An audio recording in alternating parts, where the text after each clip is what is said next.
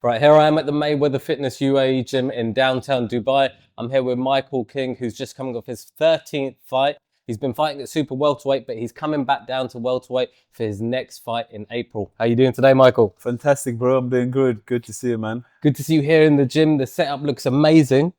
And I can see you back training with Coach Alex. You've had, when was your last fight? February the 13th, was it? 13th, I think, I believe, yeah. I was there with you in the ring. Oh, yeah, you even posted me. I was there with you in the ring. Yeah. So how are you feeling now? You've had a couple of weeks off since that fight, but you're immediately back in training. So what's that like to have the very short layoff to get prepared for your next fight now? I know you've had even shorter layoffs before that, like a week off. Before that fight, I had we fought probably Feb the 7th, and then 6 days later, we had another fight. Yeah, so for me, I prefer being active. I prefer to be fighting because this is the job. You know, when you're doing your job, it's better to just be on it. You know, for me, I feel like when I'm on it, I perform better. You know, there's no ring rust. There's nothing. I'm just work. So I like it like that. And you went back to the UK recently. I think you were in the UK for 2 weeks. Yeah.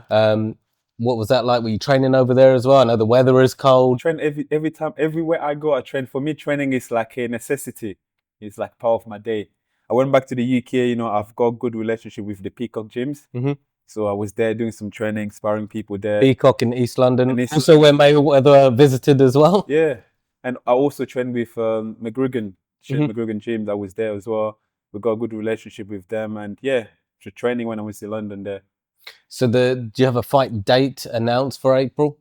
As of now, I had a fight date, but with things that's going on in the UAE, things are a little bit uncertain. So for now, it's just nothing is confirmed yet. I'm just ticking over, basically.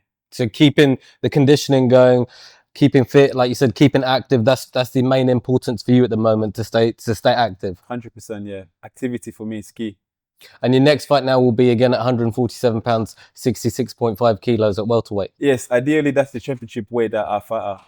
But as I'm taking over, any weight I can do. I don't mind doing 147. I don't mind doing 154 or whatever catch weight. I don't mind. Now, a lot of your fights have been in and around the UAE, but are you looking to also fight in the UK as well? I had my debut in the UK. The thing is, for now, yeah, I would love to fight in the UK, but I need a good fight. I will need a good dancing partner. You know, I just don't want to come in the UK there and just fight for the sake of it. So yeah, I'm willing to fight anywhere: UK, America, Russia, you name it. I'm a fighter.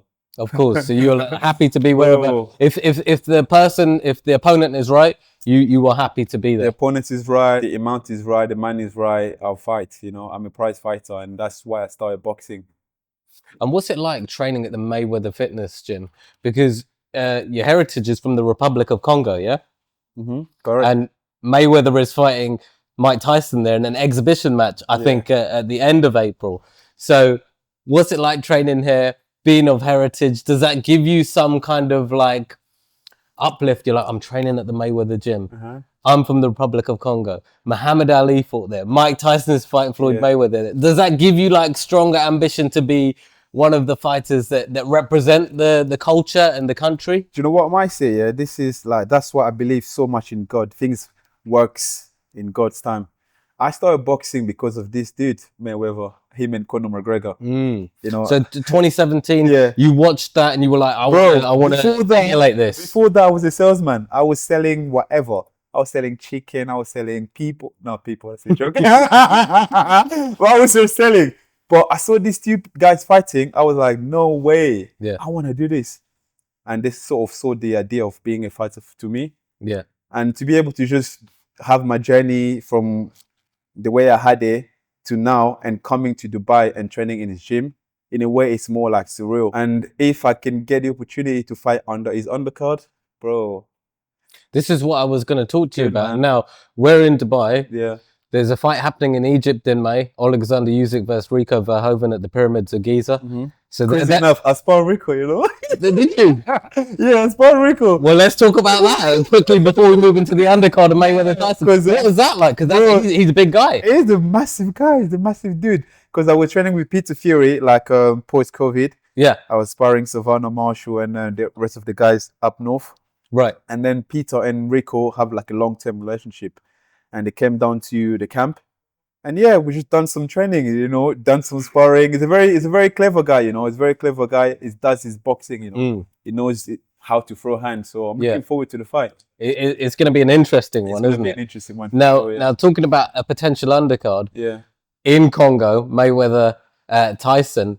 That's something that you would look to be part of if the opportunity came up. Yeah, for sure, bro. I'm like you say, Congo is my heritage. You know, I was born there. I grew up there. To be able to go back in the Congo, fight under these big names, it's a dream come true. Yeah. Absolutely. Well, fingers crossed for 2026. I know time's a bit uncertain at the moment, but I'm looking forward to seeing you fight, hopefully, in April. Thanks for your time today, Michael. Appreciate that, man. Thank you.